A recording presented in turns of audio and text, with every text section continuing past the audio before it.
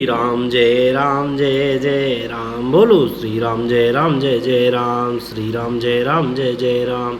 आइए श्री रामचरितमानस से आगे की ओर बढ़ते हैं।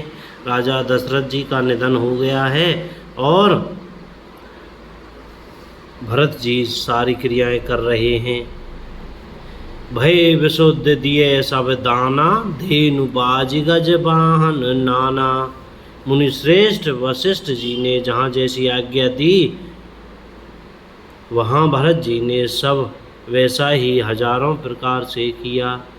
शुद्ध हो जाने पर विधि पूर्वक सब दान दिए। गौएं तथा घोड़े, हाथी आदि अनेक प्रकार की सवारियाँ, सिंहासन, गहने, कपड़े, अन्न, पृथ्वी, धन और मकान भरत जी ने दिए। भूदेव ब्राह्मण दान पाकर परिपूर्ण काम हो गए, अर्थात उनकी सारी मनोकामनाएं अच्छी तरह से पूरी हो गईं। पिताजी के लिए भरत जी ने जैसी करनी की वे लाखों मुखों से भी वर्णन नहीं की जा सकती। तब शुभ दिन शोभकर श्रेष्ठ मुनि वशिष्ठ जी आए और उन्होंने मंत्रियों तथा सब महाजनों को बुलवाया। सब लोग राजसभा में जाकर बैठ गए। तब मुनि ने भरत जी तथा शत्रुघ्न जी दोनों भाइयों को बुलवा भेजा। भरत जी को वशिष्ठ जी ने अपने पास बैठा लिया और नीति तथा धर्म से भरे हुए वचन कहे। पहले तो कैकेयी ने जैसी कुटिल करनी की थी, श्रेष्ठ मुनि ने वह सारी कथा कही। फिर राजा के धर्म, व्रत और सत्य की सराहना की, जिन्होंने शरीर त्याग कर प्रेम को निभाया। श्री रामचंद्र जी के गुणशील और स्वभाव का वर्णन करते करते तो मुनिराज के नेत्रों में जल भर आया और वे शरीर से पुलकित हो गए। फिर लक्ष्मण जी और सीता जी के प्रेम की बड़ाई करते हुए ज्ञानी मुनि शोक और स्नेह में मगन हो गए। मुनिनाथ ने बिलख कर दुखी होकर कहा, हे भरत सुनो, भावी होनहार बड़ी बलवान है। हानि लाभ जीवन मरण यश अपयश ये सब विधाता के हाथ हैं। ऐसा विचार कर किसे दोष दिया जाए और व्यर्थ किस पर क्रोध किया जाए। हे तात, मन में विचार करो। राजा दशरथ सोच करने के योग्य नहीं है। सोच उस ब्राह्मण का करना चाहिए जो वेद नहीं जानता और जो अपना धर्म छोड़कर विषय भोग में ही लीन रहता है। उस राजा का सोच करना चाहिए जो नीति नहीं जानता और जिसको प्रजा प्राणों के समान प्यारी नहीं है। उस वैश्य का सोच करना चाहिए जो धनवान होकर भी कंजूस है और जो अतिथि सत्कार तथा शिवजी की भक्ति करने में कुशल नहीं है। उस शूद्र का सोच करना चाहिए जो ब्राह्मणों का अपमान करने वाला, बहुत बोलने वाला, मान बढ़ाई चाहने वाला और ज्ञान का घमंड रखने वाला है।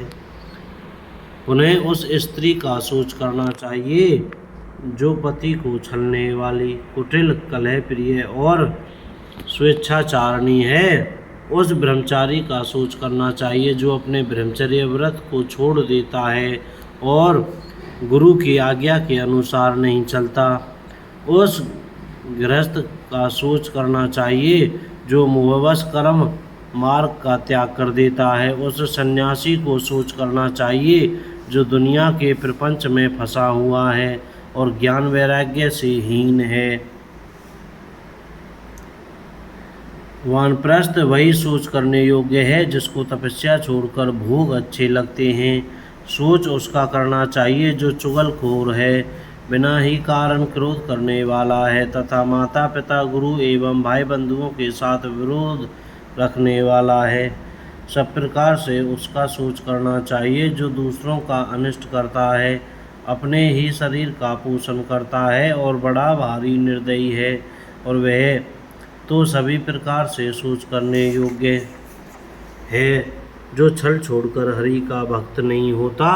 कौशल राज दशरथ जी सोच करने योग्य नहीं हैं, जिनका प्रभाव 14 लोकों में प्रकट है। हे भरत, तुम्हारे पिता जैसा राजा तो न हुआ, न है और न अब होने का ही है। ब्रह्मा, विष्णु, शिव, इंद्र और दिक्पाल सभी दशरथ जी के गुणों की कथाएं कहा करते हैं। हे तात, कहो उनकी बड़ाई कोई किस प्रकार करेगा। जिनके श्री राम लक्ष्मण तुम और शत्रुघ्न सरीखे पवित्र पुत्र हैं। राजा सब प्रकार से बड़भागी थे, उनके लिए विषाद करना व्यर्थ है। यह सुन और समझकर सोच त्याग दो और राजा की आज्ञा सिर चढ़ाकर तदनुसार करो।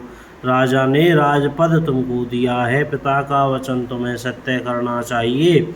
जिन्होंने वचन के लिए ही श्री रामचंद्र जी को त्याग दिया और राम विरह की अग्नि में अपने शरीर की आहुति दे दी। राजा को वचन प्रिय थे, प्राण प्रिय नहीं थे, इसलिए हे तात पिता के वचनों को प्रमाण सत्य करो। राजा की आज्ञा सिर चढ़ाकर पालन करो, इसमें तुम्हारी सब तरह भलाई है। परशुराम जी ने पिता की आज्ञा रखी और माता को मार डाला। सब लोग इस बात के साक्षी हैं। राजा ययाति के पुत्र ने पिता को अपनी जवानी दे दी। पिता की आज्ञा पालन करने से उन्हें पाप और अपयश नहीं हुआ। जो अनुचित और उचित का विचार छोड़कर पिता के वचनों का पालन करते हैं, वे यहाँ सुख और श्रेयस के पात्र होकर अंत में इंद्रपुरी स्वर्ग में निवास करते हैं। राजा का वचन अवश्य सत्य करो, शोक त्याग दो और प्रजा का पालन करो। ऐसा करने से स्वर्ग में राजा संतोष पावेंगे और तुमको पुण्य और सुंदर यश मिलेगा, दोष नहीं लगेगा। यह वेद में प्रसिद्ध है और स्मृति पुराण आदि सभी शास्त्रों के द्वारा सम्मत है कि पिता जिसको दे वही राज तिलक पाता है। इसलिए तुम राज्य करो, गिलानी का त्याग कर दो, मेरे वचन को हित समझकर मानो। इस बात को सोचकर श्री रामचंद्र जी और जानकी जी सुख पावेंगे और कोई पंडित इसे अनुचित नहीं कहेगा। कौशल्या जी आदि तुम्हारी सब माताएं भी प्रजा के सुख से सुखी होंगी। जो तुम्हारे और श्री रामचंद्र जी के श्रेष्ठ संबंध को जान लेगा, वह सभी प्रकार से तुमसे भला मानेगा। श्री रामचंद्र जी के लौट आने पर राज्य उन्हें सौंप देना और सुंदर स्नेह से उनकी सेवा करना। मंत्री हाथ जोड़कर कह रहे हैं, गुरु की आज्ञा का अवश्य ही पालन कीजिए। श्री रघुनाथ जी के लौट आने पर जैसा उचित हो तब फिर वैसा ही कीजिएगा। कौशल्या जी भी धीरज धरकर कह रही हैं, पुत्र गुरु जी की आज्ञा पथ्य रूप है, उसका आदर करना चाहिए और हित मानकर उसका पालन करना चाहिए। काल की गति को जानकर विषाद का त्याग कर देना चाहिए। बोल सियावर रामचंद्र की जय। जय श्री सीताराम। कोई गलती हो गई हो तो क्षमा करें।